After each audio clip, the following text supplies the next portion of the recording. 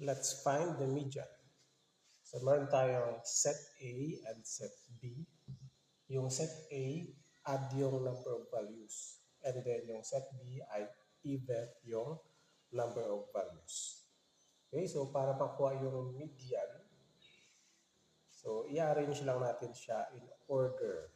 So, arrange natin. So, we have, meron tayong dalawang 6.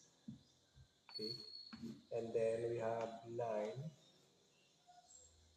And then 11 at tatlong 40. So 1, 2, 3, 4, 5, 6, 7. So 7 yung number of values kaya siya ay naging add. So how to locate the median? So kung titingnan natin, 11 yung median kasi yun yung pinakagitna. Pero in case na madami yung yung values at medyo nalito kayo mag-locate ng pinaka-middle.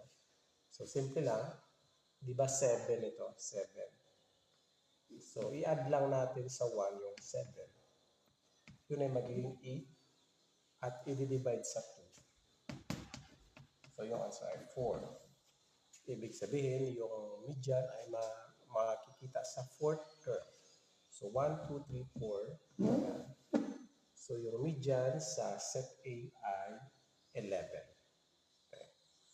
So, next, sa set B ay even. So, ganun pa rin, i-arrange natin in order. So, meron tayong 11, 12, 15, 18, and then 20 na dalawa. So, yeah. And, of course, dalawa yung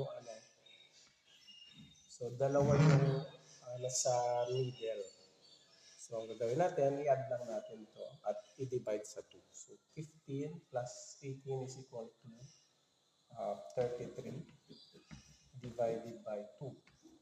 So, 33 divided by 2 is equal to 16.5. Ayan. So, sa set B, ang ating median ay 16.5. And then sa set A, ang ating median ay 11. So, tandaan, yung set A ay add yung number of values. Kaya nilocate lang natin yung pinaka-middle. And then sa set B naman, even yung number of values, anim silang lahat. And then dalawa yung nasa gitna, kaya in-add natin yung sa gitna at dinivide sa 2. Okay?